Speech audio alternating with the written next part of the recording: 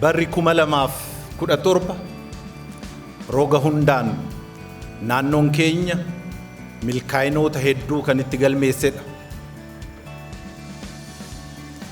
Barri kun bara yaa'ii seena qabeessa marsaa lammaffaa paartii keenyaa milkaa'inaan itti gaggeessinee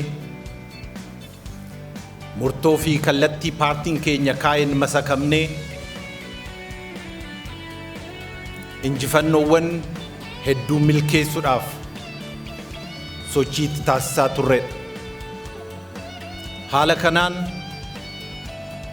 tokkummaan keessoo paartii keenyaa yeroo irraa gara yerootti akka cimu kan itti taasifamedha.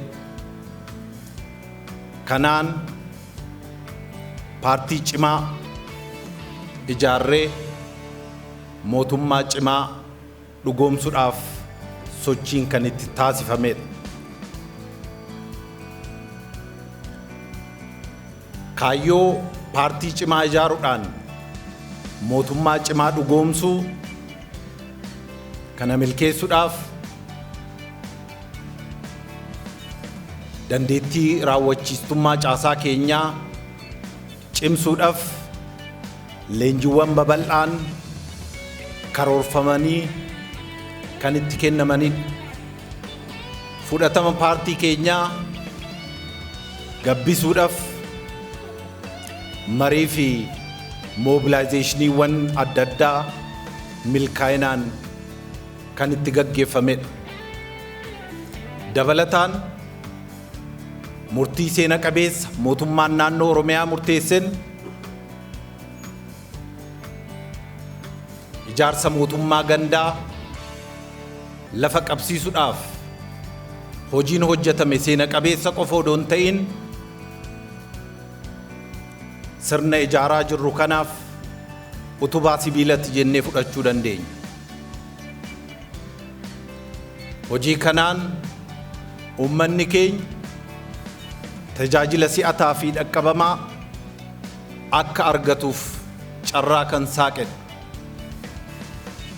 Hojiin gama nageenyatii fi misoomatiin hojjetames yeroo irraa gara yerootti milkaa'inoota agarsiisaa akka jiru hubachuun barbaachisaadha. Haa ta'u malee rakkoo walxaxaa uummanni keenya keessa jiru furuudhaaf karoora xiiqii qopheeffannee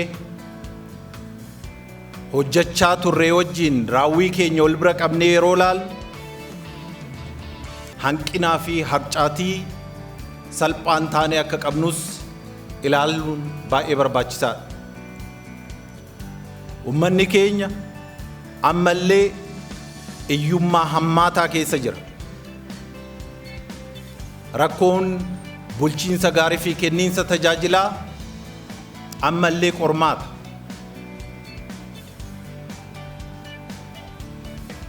Carraa fi poteenshaalii qabnu adda baafnee duguugnee itti fayyadamuu irratti ammallee hanqinatu jira. Kanaaf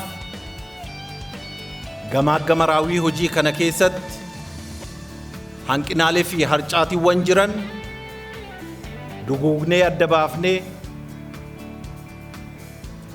karoora keenya bara dhufuutiif galtee godhannee itti fayyadamuu milkaa'ina caalmaa galmeessuudhaaf akka of qopheessinu imaanaa isiniin jechuun barbaadaa.